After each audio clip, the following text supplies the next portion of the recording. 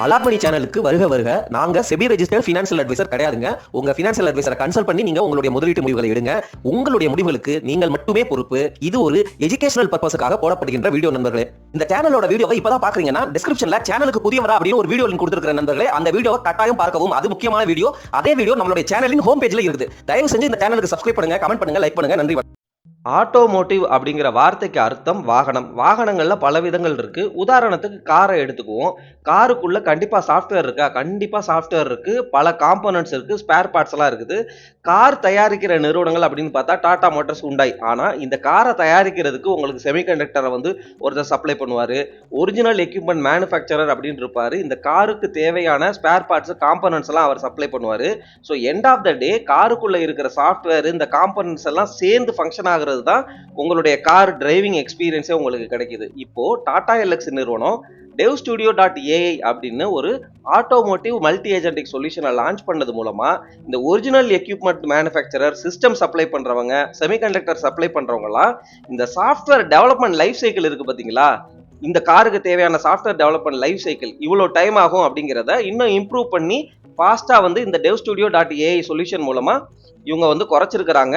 அல்லது இம்ப்ரூவ்மெண்ட், இது எஃபிஷியன்சியை இம்ப்ரூவ் பண்றது ஏஐ யூஸ் பண்ணி இதுக்கான சொல்யூஷனை வந்து கொடுத்துருக்குறாங்க. இது வந்து ஒரு added advantage for Tata LXI. இது மூலமா இந்த ஒரிஜினல் எக்யூப்மெண்ட்ஸ் மேனுஃபேக்சரருக்கெல்லாம் வந்து டைம் குறையும் அப்படின்னு எதிர்பார்க்கப்படுகிறது நண்பர்களே. டாடா எல்எக்ஸியோடைய வேல்யூவேஷன் இப்போ எப்படி இருக்கு அப்படிங்கிறத பார்த்துடலாம். இப்போ வேல்யூவேஷன் அப்படின்னு பார்க்கும் பொழுது இங்கே பாருங்க 43.4 பிபி ரேஷியோன்னு ரொம்ப காஸ்ட்லியா இருக்கிறாங்க. ஆனா சார்ட் பிரைஸ் பேட்டர்ன்ல பிரைஸ் எப்படி இருக்குன்னு பார்த்தோம்னா அங்க பாருங்க, இங்க இருந்து உச்சம் கிட்டத்தட்ட 10,000 தொட்டுட்டு கிட்டத்தட்ட 5,000, 4,400 இப்ப எந்த விலையில இருக்கிறாங்க? 4,400ங்கிற விலையில இருக்கிறாங்க. பல வருஷமா நம்ம கிட்ட வந்து டாடா எல்எக்ஸி பத்தி பேசிட்டே இருக்கிறாங்க. இந்த 6,000 ஜோன் எல்லாம் வந்து நல்ல வேல்யூவா அந்த மாதிரிலாம் கேட்டாங்க. நம்ம 5,000க்கு கீழே 4,000 கூட போகலாம் அப்படிங்கிற மாதிரி பேசியிருந்தோம். 4,400 வந்துருச்சு. 43.4 பிபி ரேஷியோ இப்பவும் காஸ்ட்லி. ப்ராஃபிட் அண்ட் லாஸ் ஸ்டேட்மெண்ட்ல இவங்களுடைய பீக் இபிஎஸ் எவ்வளவு இருக்குது? 127 ரூபா பீக் இபிஎஸ், இப்போ 93 ரூபாய். ஒரு 100 ரூபாய் அப்படின்னு வச்சுக்கிட்டாலும் 20 பிபி ரேஷியோங்கிறது 2,000 தான். சரிங்களா? ஸோ ஒரு வேல்யூ இன்வெஸ்டரா 2,000 to 3,000 அந்த ஜோன் தான் வந்து ஒரு நல்ல வேல்யூ. இல்லை நான் க்ரோத் ஸ்டாக்கா பார்க்குறேன், நான் வந்து கீழே உடஞ்சாலும் 3,000 வந்தாலும் வாங்கிக்கிறேன், 4,000த்துல வாங்கிக்கிறேன், அடுத்து 3,000த்துல வாங்கிக்கிறேன், 2,000த்துல வாங்கிக்கிறேன், இப்படியெல்லாம் வந்து உங்களுடைய இண்டிவிஜுவல் ஸ்டைலில் நீங்கள் அலைன் பண்ணுறீங்கன்னா அதிலெல்லாம் அலாட் பண்ணி வந்து தலையிடாது. எங்களை பொறுத்த வரைக்கும் 20 பிபி ரேஷியோ தான் வேல்யூ. அந்த 20 பிபி ரேஷியோங்கிறது என்ன வேலை அப்படிங்கிறத தான் இப்போ நம்ம பேசிட்டு இருக்கிறோம். காட்ரேஜ் ப்ராப்பர்ட்டிஸ் நிறுவனம் 11 ஏக்கர் லேண்டை குருகிராம்லையும் 5 ஏக்கர் லேண்டை கொல்கத்தாவிலையும் பிட் பண்ணி அக்வேர் பண்ணியிருக்கிறாங்க. இது காட்ரேஜ் ப்ராப்பர்ட்டிஸுக்கு பாசிட்டிவான நியூஸ். இந்த பங்கினுடைய விலை 5% அளவுக்கு உயர்ந்துள்ளது அப்படின்னு மற்ற சைட்ல பார்த்தேன். ஆனால் ஸ்கிரீனர்ல 3% அளவுக்கு தான் உயர்ந்துள்ளதா காட்டுது. 1,744 ரூபாய். ஆனால் பிபிஐ ரேஷியோ 32.9, டெப்ட் ஈக்விட்டி 0.89. அதாவது கடன் அதிகமா இருக்குது, பிபிஐ ரேஷியோவும் காஸ்ட்லியா இருக்குது. ஆனால் சார்ட் பிரைஸ் பேட்டர்ன்ல இந்த பங்கானது உச்சத்துல இருந்து பயங்கரமா உடஞ்சுக்கிட்டே இருக்கிறாங்க. ஆனா இவங்க பாருங்க, புது உச்சம் கீழே கிராஷ், புது உச்சம் கீழே கிராஷ், புது உச்சம் கீழே கிராஷ், அதே மாதிரி புது உச்சம் கீழே கிராஷ் அப்படின்னு டெக்னிக்கலா ஒரு சாதகமான சூழ்நிலையில இருக்கிற மாதிரி தெரிஞ்சாலும் நம்ம ஃபண்டமெண்டல் அனாலிசிஸ்ல 32.9 பிபி ரேஷியோங்கிறது காஸ்ட்லி. டெப்ட் ஈக்விட்டியும் வந்து உங்களுக்கு ரொம்ப அதிகமா இருக்கு. ஆனா காட்ரேஜ் அப்படிங்கிற ப்ரொமோட்டர் அதுதான் வந்து இந்த பங்கை வந்து நம்மளை பேச வைக்குது. ரியல் எஸ்டேட் செக்டர் அப்படின்னு வந்துட்டா டிரான்ஸ்பரன்சி இஷ்யூ பயங்கரமா இருக்கும் நண்பர்களே. உள்ளுக்குள்ள என்ன நடக்குது அப்படிங்கிறது நமக்கு தெரியாது. காட்ரேஜ் அவங்க மும்பைல மிகப்பெரிய லேண்ட் பேங்க் வச்சிருக்காங்க. ஒரு ரெப்யூட்டட் ஒரு ஃபர்ம், ஒரு ஸ்டாக் அப்படிங்கிறதுனால நம்ம டிஸ்கஸ் பண்ணோம், அவ்வளவுதான். ஆனா வேல்யூவேஷன் எப்படி முடிவெடுக்கணும் அப்படிங்கிறதெல்லாம் உங்களுடைய individual choice. Just news share பண்ண, ஃபண்டமெண்டலா குயிக்கா வந்து டீடைல்ஸ் எப்படி இருக்கு அப்படிங்கிறத காட்டணும், அவ்வளவுதான். டெக் மஹேந்திராவும் மைக்ரோசாஃப்ட்டும் ஒரு பார்ட்னர்ஷிப் கொலாபரேஷனில் இறங்கியிருக்கிறாங்க. மைக்ரோசாஃப்ட்டுங்கிறது தான் அஸ்யூர் கிளவுட் அப்படின்னு சொல்கிறாங்க. அமேசானுக்கு அமேசான் வெப் சர்வீசஸ் அப்படிங்கிற கிளவுட் இருக்கிற மாதிரி மைக்ரோசாஃப்ட்டும் ஒரு கிளவுட் சர்வீஸ் வச்சுருக்கிறாங்க. அதுக்குள்ளே அவங்க ஏஐ ரிலேட்டடாக நிறைய வந்து சர்வீசஸ்லாம் ஆஃபர் பண்ணுறாங்க. இந்த டெக் மஹேந்திரா அதை யூஸ் பண்ணி ontology driven agentic AI platform வந்து டெலிகாம் செக்டருக்கு டெவலப் பண்ணியிருக்கிறாங்க. இந்த ஆண்டாலஜிங்கிறது மெட்டாஃபிசிக்ஸில் இந்த பொருட்கள்லாம் வந்து எப்படி உருவாகிருக்கலாம், அதனுடைய தொடக்கம் என்ன, அந்த மாதிரி பிசிக்ஸ் ரிலேட்டடா இருக்கிற ஒரு கான்செப்ட். அந்த ஆராய்ச்சிக்காக டெலிகாம் செக்டருக்கு இவங்க ஒரு சொல்யூஷன் வந்து கண்டுபிடிச்சிருக்கிறாங்க அல்லது வந்து டெவலப் பண்ணியிருக்கிறாங்க அப்படிங்கிற மாதிரி நம்ம புரிஞ்சுக்கலாம். கண்டுபிடிக்கிறதுங்கிறது பெரிய வார்த்தை, பட் டெவலப் பண்ணியிருக்கிறாங்க, கிரியேட் பண்ணியிருக்கிறாங்க அப்படிங்கிற மாதிரி சொல்லலாம். இப்போ டெக் மஹேந்திராவினுடைய வேல்யூவேஷன் எப்படி இருக்கு அப்படிங்கிறத நம்ம வந்து அனலைஸ் பண்ணிடலாம். ஏன்னா நம்ம வந்து டாடா எல்எக்ஸி பார்த்தோமா, இப்போ வந்து நம்ம டெக் மஹிந்திரா ஷேர் விலை இப்போ எப்படி இருக்குது? ஐடி செக்டர் பற்றி நிறையா பேசியாச்சு. இவங்களுடைய பிபிஐ ரேஷியோ 27.2ன்னு இருக்கிறாங்க. அப்போ 27 பிபிஐ ரேஷியோ காஸ்ட்லி தான்.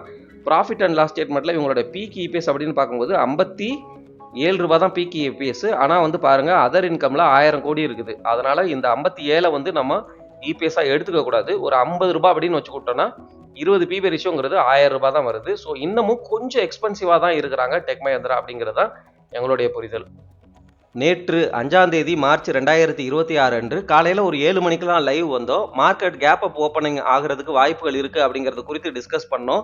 காரணம், நிஃப்டி வந்து பாசிட்டிவில் இருக்குது. இன்டர்நேஷனல் மார்க்கெட்லாம் பாசிட்டிவாக இருக்குது. 2-3 நாளாக ஈரான் வார்னால பயங்கரமாக மார்க்கெட்டை கீழே இறக்கிட்டாங்க. வேல்யூ பைங் வரலாம், அல்லது short covering, dead cat bounce அப்படின்னு சொல்லுவாங்க.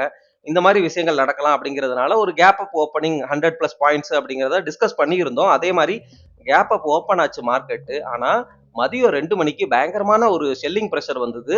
எஃப்ஐஎஸ் எல்லாம் தொடர்ச்சியாக விற்க ஆரம்பிச்சாங்க. டிஐஸ் உள்ள புகுந்து வாங்க ஆரம்பிச்சாங்க. அப்போ வந்து கொஞ்சம் மேலே போச்சு மார்க்கெட். ஆனால் மார்க்கெட் முடிகிறப்ப பயங்கரமாக மேலே ஏறிச்சு. ஒரு ரேலி மாதிரி வந்து ஃபார்ம் ஆச்சு. காரணம் வந்து என்னன்னா, இந்த ஈரானினுடைய மினிஸ்ட்ரி ஆஃப் இன்டெலிஜென்ஸ் அவங்க வந்து நாங்கள் முடிச்சுக்கிறோம் அப்படிங்கிறதுக்கான அந்த டிஸ்கஷனுக்கான சிக்னலை வந்து வெளியிட்டதுனால அதை பாசிட்டிவாக மார்க்கெட் பார்த்துச்சு. ப்ளஸ் யூஎஸ்ல ஜாப்ஸ் அண்ட் சர்வீசஸ் டேட்டா வந்து அவங்க எஸ்டிமேட் பண்ணியிருந்தாங்க பார்த்தீங்களா, அதை விட வந்து அதிகமாக வந்து ஒரு பாசிட்டிவ் சிக்னலை கொடுத்ததுனால தான் நேற்று ஏஷியன் மார்க்கெட்ஸ் எல்லாம் ரொம்ப பாசிட்டிவாகவே முடிவடைந்தது நண்பர்களே. ஆனால் போர் இன்னமும் நடந்துக்கிட்டு தான் இருக்குது. ஈரான் என்ன சொல்கிறாங்கன்னா, யூஎஸ்இனுடைய ஆப்ரஹாம் லிங்கன் ஷிப் இருக்குது பார்த்தீங்களா, அந்த ஷிப்பில் இருக்கிற ஏர்கிராஃப்ட் கேரியரை வந்து ட்ரோன் மூலமாக நாங்கள் வந்து தாக்கி அழிச்சிட்டோம் அப்படின்னு சொல்கிறாங்க. ஈரானினுடைய 2 போர்க்கப்பல் நண்பர்களே, அது இந்தியாவுக்கு விசாகப்பட்டினம் வந்திருந்தது. வந்துவிட்டு திருப்பி வந்து அவங்க வந்து ஈரானை நோக்கி போறாங்க. 2 கப்பலுமே திருப்பி வந்து போறாங்க. அதுல ஒரு கப்பல் வந்து ஸ்ரீலங்கா வழியா போகும் பொழுது இன்டர்நேஷனல் வாட்டர்ஸ் அப்படிங்கிற ஒரு ஏரியா இருக்கும். என்னதான் வந்து இந்திய பெருங்கடல்ல இந்தியாங்கிற பேர் இருந்தாலும் அந்த வாட்டர் ஏரியா அப்படிங்கிறது ஒவ்வொரு நாட்டுக்கும் ஒரு லிமிட் தான். இத்தனை கிலோமீட்டர் வரைக்கும் அது இந்திய கடற்பரப்பு எல்லை அப்படின்னு வச்சிருப்பாங்க. அதை தாண்டி கொஞ்சம் உள்ள போயிட்டீங்கன்னு வச்சுக்கோங்களேன், அது எல்லாமே இன்டர்நேஷனல் வாட்டர்ஸ் அப்படின்னு இருக்கும். இந்த கப்பல் வந்து இன்டர்நேஷனல் வாட்டர்ஸ் அந்த ஏரியாவுக்குள்ள வரும்பொழுது யுஎஸ்னுடைய நீர்மூழ்கி கப்பல் அந்த ஈரானினுடைய கப்பலை அடிச்சு அங்க இருக்கிறவங்க எல்லாருமே நிறைய பேர் இறந்துட்டாங்க. கொஞ்சம் பேரை வந்து ஸ்ரீலங்கா நேவி வந்து காப்பாத்தி வச்சிருக்கிறதா வந்து தகவல்.